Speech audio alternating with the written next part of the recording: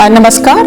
हम आज जलालपुर देरापुर में हैं। कोई अगर दे तो एक इनाम मांग लूं, गांव की वो सुबह और शाम मांग लूं। दरअसल हम लखनऊ से 80 किलोमीटर की दूरी पे हैं और जिसकी आवाज़ आप सुन रहे थे यूनिवर्सिटी के टॉप कॉलेजों में से एक करोड़ीमल कॉलेज है, जिसकी प्रोफेसर साहिबा थी, जिनका नाम है रूपेंद्र ओबराय।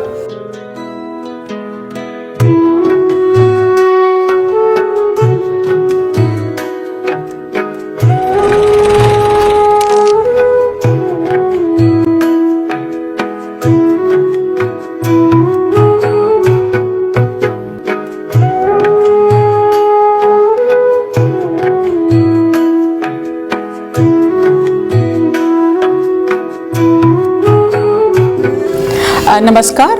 हम आज जलालपुर देरापुर में हैं और हमारे साथ यहाँ की सरपंच निधि कटियाल जी हैं। नमस्कार निधि जी। शुक्रिया, आपने सुबह सुबह का टाइम निकाला हमारे साथ बिताने के लिए। छोटी सी कहानी आप लोगों को सुना और बता देते हैं। महिला शादी होने के बाद अपने घर लौटती है और रास्ता जो होता है ग्रामीण क्षेत्रों में कैसे रास्ते होते हैं वो आप भली भांति जानते और पहचानते होंगे।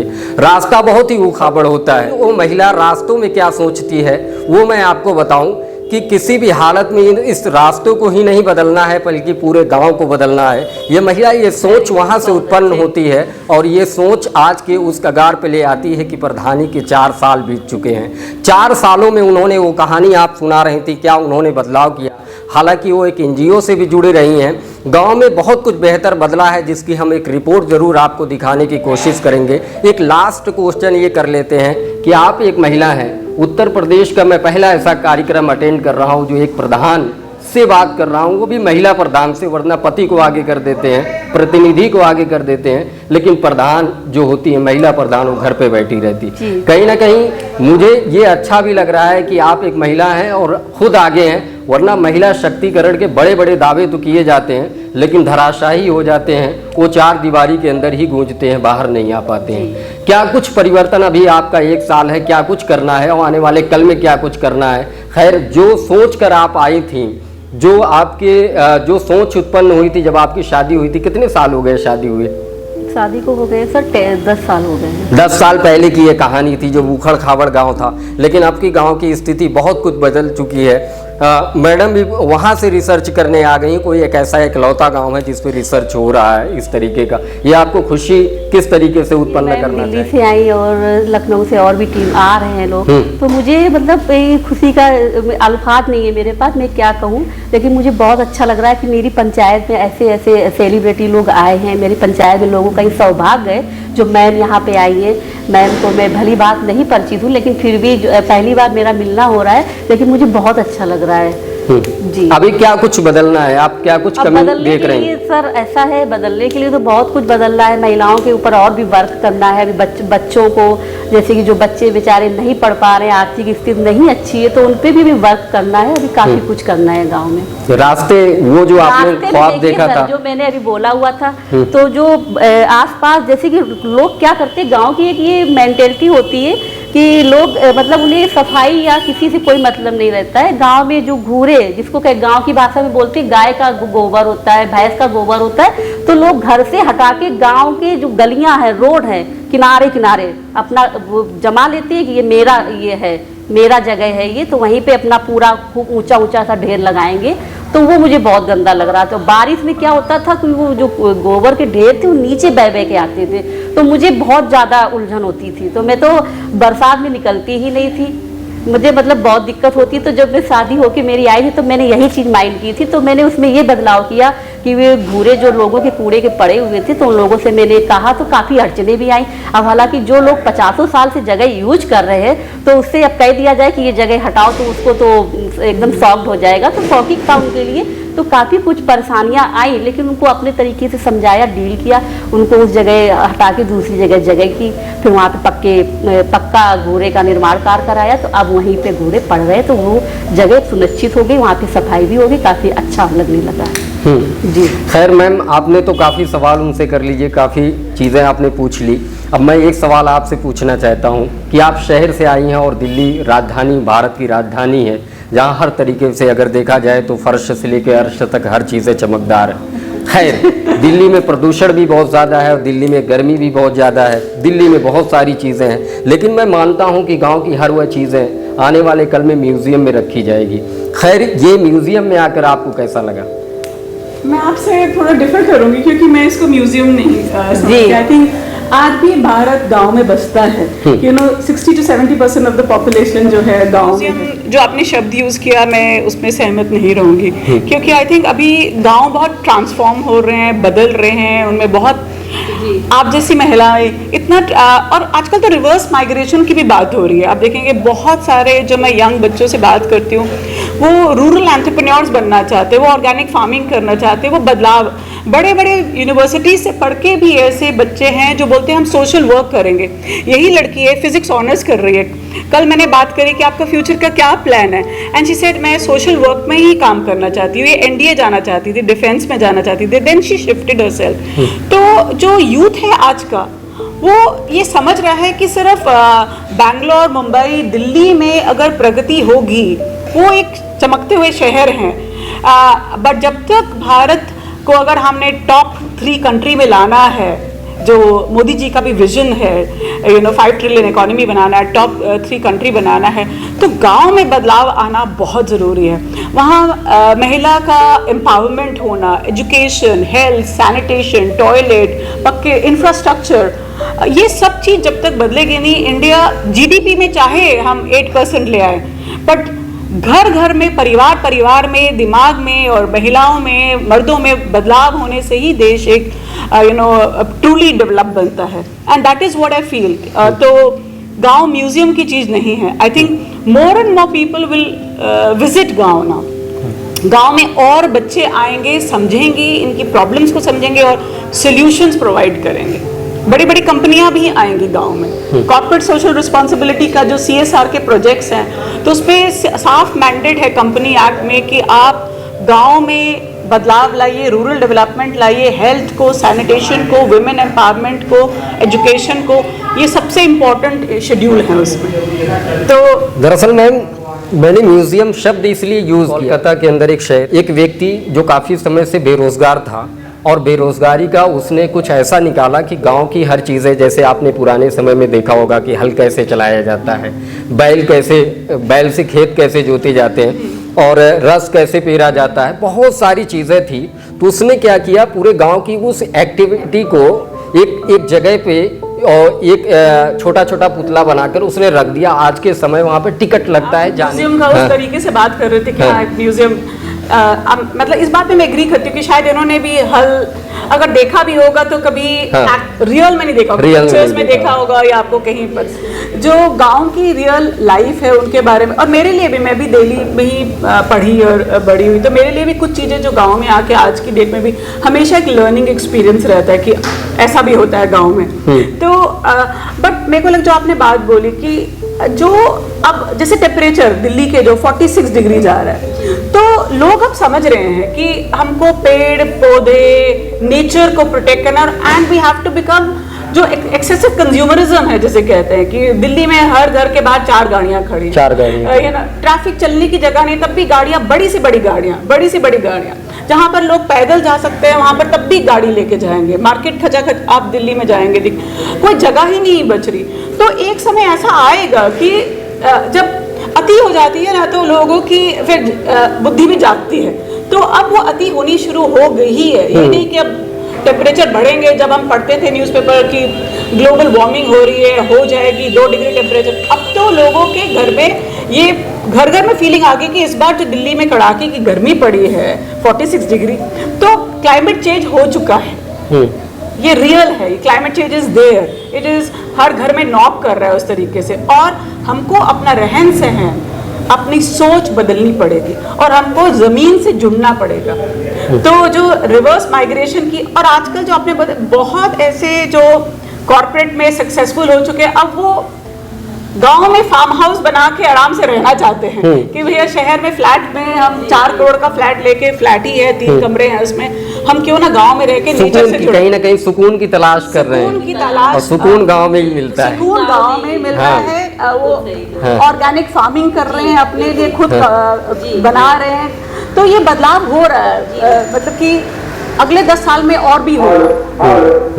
तो ये मेरी सोच है, मैं ऑप्टिमिस्टिक हूँ, मैं पॉजिटिव हूँ। दुबई के राजा से पूछा, आप तो बड़ी बड़ी बिल्डिंगें बना रहे हैं, होटल्स बना रहे हैं, आने वाले कल में आपकी जो फैमिली होगी, आपके बच्चे पैदा होंगे, वो क्या करेंगे?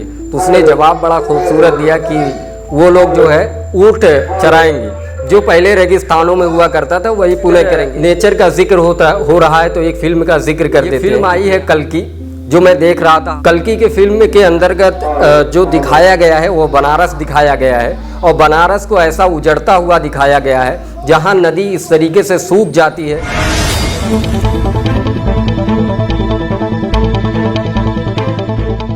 पूरा का पूरा रेगिस्तान होता है, हाईटेक जिंदगी होती है, हाईटेक बिल्डिंगें होती है, हाईटेक मशीनें होती हैं, हर सब हाईटेक होती हैं। ये वही उसी जगह की बात हो रही जहाँ से प्रधानमंत्री जी चुनाव लड़ रहे हैं।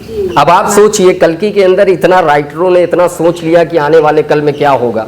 इसी वजह से मैं म्यूजियम बोला, इसी वजह से कि वो एक पेड़ को देखने के लिए लोग, आज से हम लोग सक्रिय नहीं हुए इस पे, तो आने वाले कल में ये टेम्परेचर कितना बढ़ेगा उसका आकलन भी नहीं किया जा सकता। नमस्कार, मैं शोएब गाजी। ऐसे ही तमाम प्रोग्राम देखने के लिए हमारे साथ नमस्कार, हम आज जलालपुर देरापुर में हैं। कोई अगर दे तो एक इनाम मांग लूं, गांव की वो सुबह और शाम मांग लूं। दरअसल हम लखनऊ से 80 किलोमीटर की दूरी पे हैं, और जिसकी आवाज़ आप सुन रहे थे, यूनिवर्सिटी के टॉप कॉलेजों में से एक करोड़ीमल कॉलेज है, जिसकी प्रोफेसर साहिबा थी, जिनका नाम है रूपेंद्र ओबराय।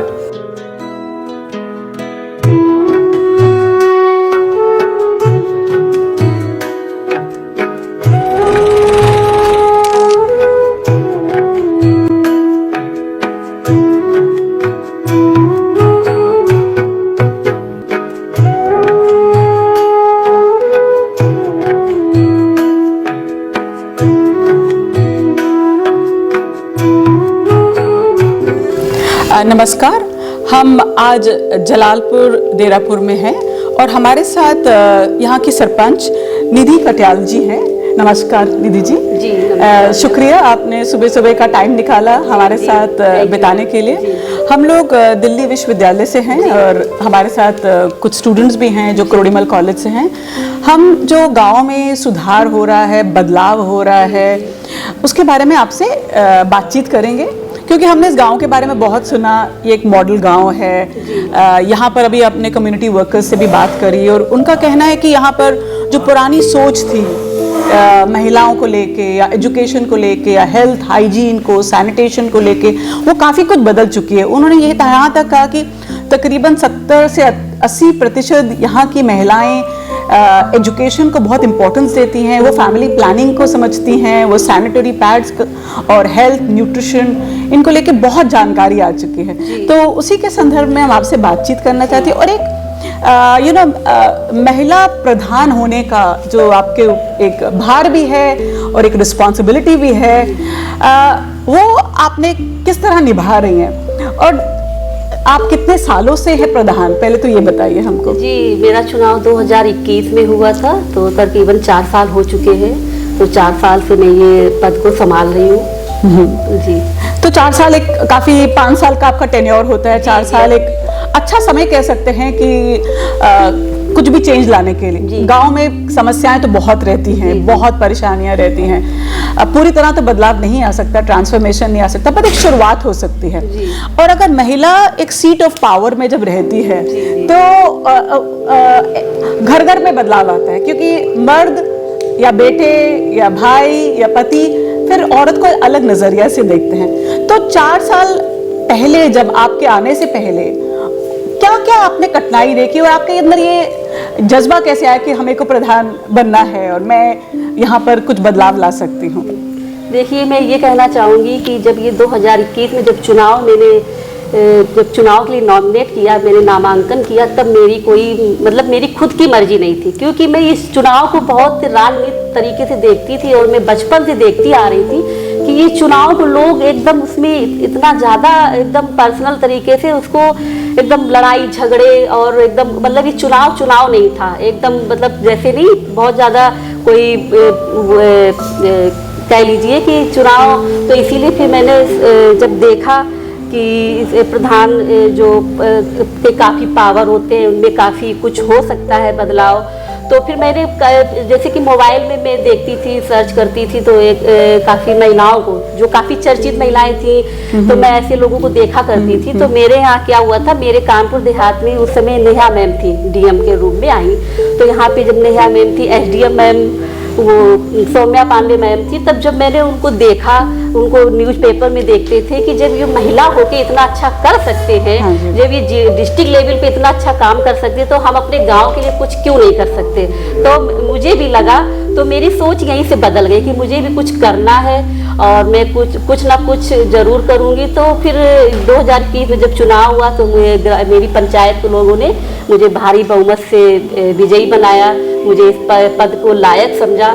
तो यहीं से कहानी स्टार्ट होती है। Very inspiring actually. जब एक वुमेन किसी पोजीशन पे होती है तो बाकी महिलाओं में बहुत एक हिम्मत आ जाती है, इंस्पिरेशन आ जाती है कि हम भी वहाँ पहुँच सकते हैं। क्योंकि पहले ऐसे एग्जाम्पल्स नहीं होते थे, हमारे रोल मॉडल्स जिसे कहते हैं विमेन के कम रहते। तो आपने किसी और महिला डिस्ट्रिक्ट मैजिस्ट्रेट को देख के सोचा कि ये क्यों हम करते हैं, हमारे पास आइडियाज हैं, हमारे पास लगन है काम करने की, तो हम क्यों नहीं आगे आ सकते। तो जब आपने यहाँ पर 2021 में आए तो क्या मेजर प्रॉब्लम्स आपने इस गांव में कौन सी देखी और जिसमें आपका फोकस गया? देखिए, मैं यहाँ पे हंसने वाली बात हो जाएगी। मेरी 2012 में जब शादी हुई थी, जब यही मेन रोड गांव के लिए गई हुई थी, जब मैं गाड़ी से यहाँ जा रही थी तो साइड में जो घूरे लगे हुए थे, बहुत भद्दा लगता था। तो मैंने बोला भी, क्योंकि तब मुझे पता नहीं था कि मुझे ये पद मिलने वाला है या ऐसा कुछ हो सकता है मेरे साथ। तो मतलब ये तो हम घर में बात भी किया करते थे कि इस गांव में वैसे सब कुछ तो ठीक ही है, लेकिन ये जो गंदगी के मामले में बहुत आगे है ये गाँव। तो मुझे बहुत ऑड लगता था, मुझे कुछ लगता था कि कुछ ऐसा करे जो सफाई के लिए, जिससे कि बच्चे भी पीड़ित होते हैं, बुजुर्ग भी पीड़ित होते हैं। तो वो मेरा मेन मोटिव था। और महिलाओं के विकास का भी मेन काफी मुद्दे थे कि मुझे गांव में काफी कुछ बदलाव कराना है और मुझे अपने गांव को जिला लेवल से उठा के राज्य लेवल तक ले जाना है। हाँ जी, और उसमें आप काफी कामयाब भी रही हैं। तो आई एम श्योर। जब आपने सैनिटेशन की बात करी, यहाँ पर टॉयलेट्स की प्रधानमंत्री मोदी का बहुत बड़ा ये गांव में टॉयलेट्स नहीं थे और विमेन जो ओपन में शौचालय करती थी, उस पर बहुत मतलब इस इशू पे बहुत सारा गवर्नमेंट में पैसा भी लगाया है, टॉयलेट्स, घर में टॉयलेट।